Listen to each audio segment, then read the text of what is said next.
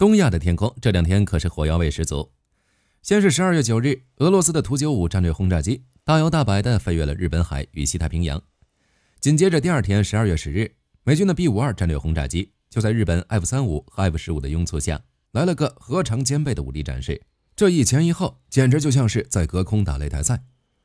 華盛頓那邊說，這是為了展示美日堅定不移的聯盟關係；莫斯科那邊呢，則是用超遠程飛行展示了自己依舊強硬的手腕。但作為一名軍事愛好者，不知道大家有沒有發現一個很有意思的現象？你看啊，現在的天空那可是隱身戰機的天下， F-35也好，蘇57也罷，哪個不是把自己藏得嚴嚴實實的，生怕雷達看見？可這一場大國博弈的主角，偏偏是2款同時誕生於1952年的古董級戰機。為什麼美俄這2個超級軍事強國還要靠2款螺旋槳時代的產物來撐場面？他們倆到底是誰更勝一籌？這背後又藏着美俄2國怎樣的戰略考量？今天火力軍就來為你一一揭曉。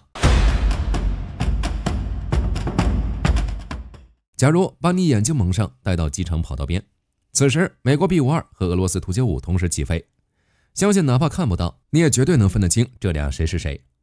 為什麼這麼說呢？因為 B-52飛過的時候，那是風的聲音，是巨大的氣流撕裂空氣的啸叫；而圖95飛過的時候，那是地震的聲音，是一種直擊胸腔的低頻震動。這2款飛機雖然都是1952年首飛的同齡人，但在動力系統的選擇上，卻走向了2個完全不同的極端。我們先看美國的 B-52，為了追求高空高速突防，波音的工程師當年也是拼了，在那2排細長的機翼下，硬是塞進了8台普拉特惠特尼的涡扇發動機。這8台發動機2兩一組，掛在4個吊艙裡，讓 B-52擁有了1046公里每小時的極速，飛起來那叫一個平穩，就像是一把鋒利的手術刀劃過平流層。但這8台發動機可不光是為了快，更是為了保命。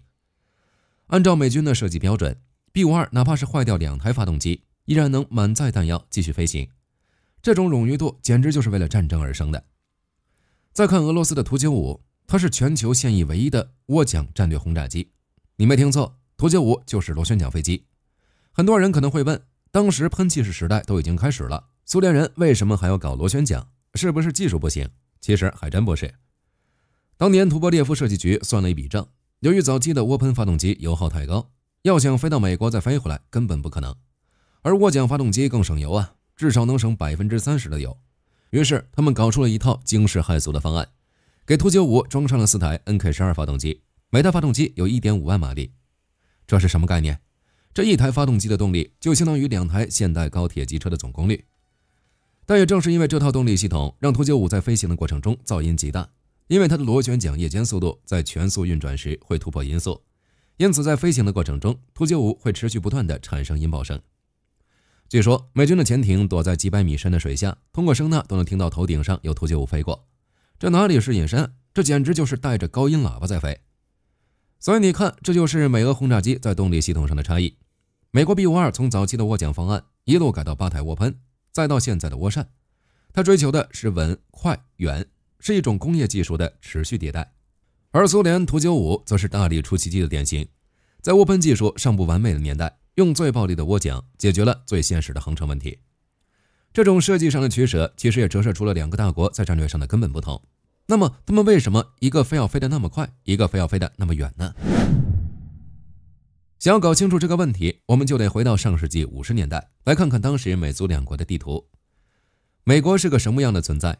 它的基地遍全球，從歐洲的英國到德國，再到亞洲的西太平洋、關島和日本，到處都有美國的機場。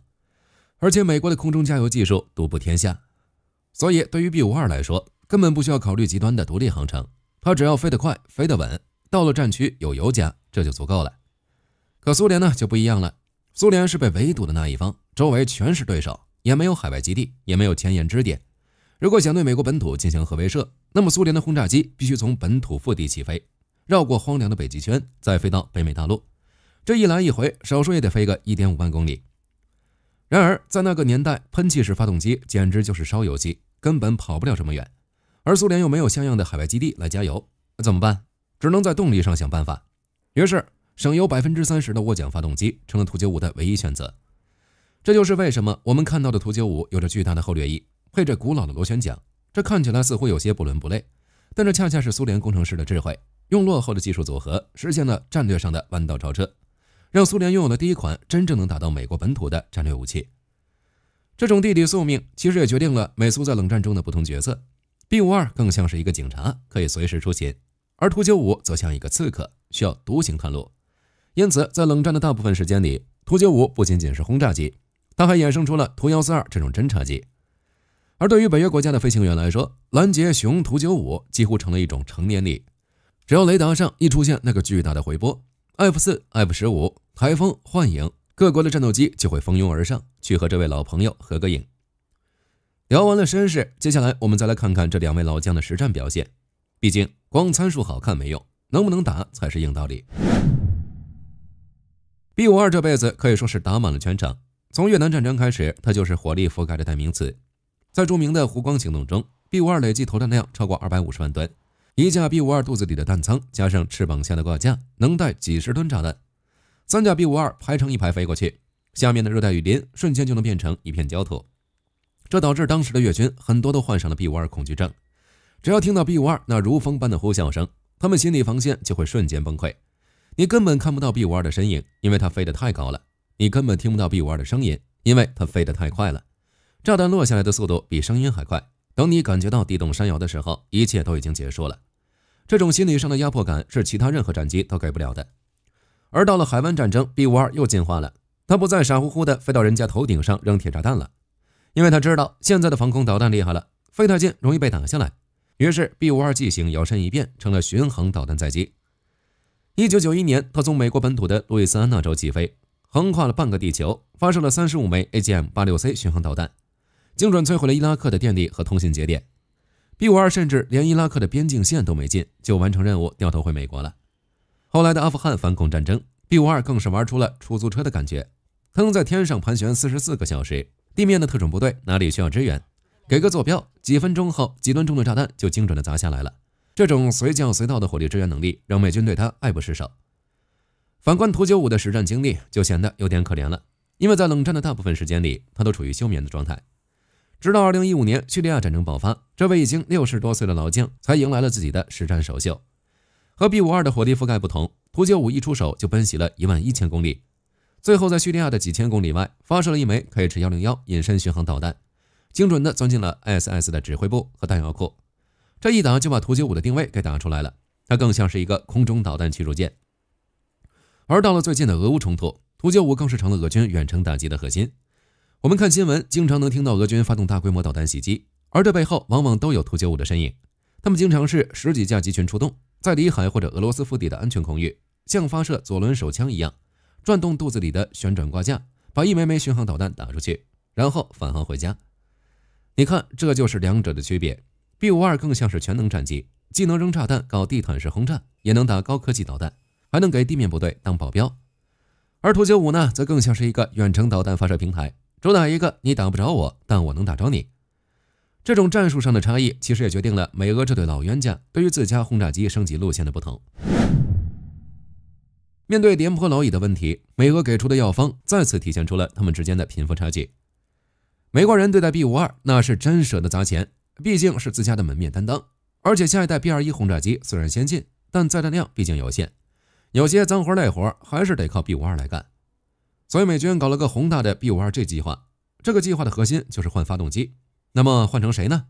那就是大名鼎鼎的羅伊斯公司的 F130發動機。要知道，這可是灣流公務機用的發動機，它主打的就是省油、安靜、可靠。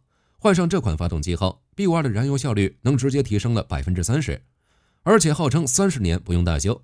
這就意味着，直到 B-52退役那天，這發動機可能都不用拆下來。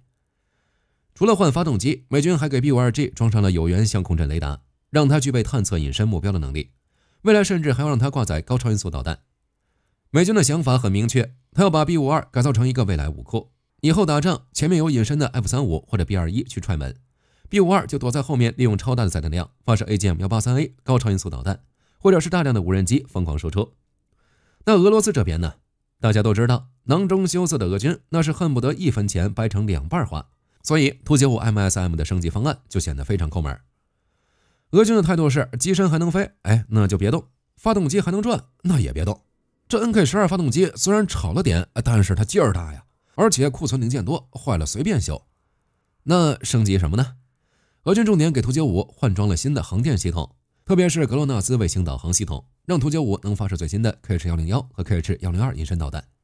更絕的是，俄軍還給圖95搞了個新老搭配，它的掛架經過改造，既能掛最新的隱身導彈，也能掛蘇聯庫存的老舊導彈。打仗的時候，先扔一波老導彈消耗對方的防空火力，然後再發射新導彈進行精準打擊。這種高低搭配的戰術，也就只有精打細算的俄軍能想出來。聊到這裡，我們不得不算一筆賬，這場美俄跨世紀的對決，打到底其實還是打的經濟仗。這次美俄演習，大家看的都是熱鬧，但各國國防部的參謀們看的那可是心跳。咱們先來算算这飞機的身價，一架 B-52H 如果折算成現在的币制造價，大概在 2.8 億美元。但這只是個開始， B-52每飛行1個小時，光油費、維護費、人員工資加起來就要燒掉大概7萬美元。再看圖95，它的採購成本只有 B-52的1/3，大概9000萬美元。至於維護費用，蘇聯的設計風格大家都懂，那就是給把扳手就能修，甚至在極寒的西伯利亞基地，图95露天停放都沒問題。雖然 B-52燒錢如流水，但俗話說得好，一分錢一分貨。這次 B-52在日本海的亮相，其實也暴露了俄羅斯圖95的短板。要知道，俄羅斯缺乏海外軍事基地支撐，圖95飛這一趟人困馬乏，完全靠的就是飛行員的毅力和飛機的續航。而這次 B-52從關島安德森基地起飛，體現出了美軍恐怖的全球打擊網絡。可以毫不客氣地說， B-52在全球任何片區都能接受最專業維護的地方，補充最先進的彈藥，然後精神飽滿地出現在日本海。這種全天候高頻次的出動能力是俄羅斯省錢和省油換不來的。美軍之所以願意花大價錢維護 B-52，就是為了保證只要一聲下令， B-52的出勤率能達到 80% 以上。而圖95雖然便宜，但受限於俄羅斯的零部件供應和維護水平，真到了戰時，能有多少架順利升空，可能還是個未知數。這兩者誰強誰弱，或許答案早已寫在了那高昂的賬單裡。故事聊到這裡，我們再回過頭來看看這兩架戰略轟炸機，它們同時出生，雖然已經70多歲了，但它們依然是這個星球上最令人敬畏的戰略存在。F-35飛得再快，它帶不了核巡航導彈；蘇57機動性再好，它飛不了15000公里。在下一代隱身轟炸機，比如美國的 B-21和俄羅斯還在圖紙上的 PAKDA， 在真正大規模服役之前，這兩位轟炸機老兵還得繼續在天空中纏鬥下去。因為美國空軍已經放話了， B-52要服役到2050年以後，到時候它真的就是一架飛行的博物館了。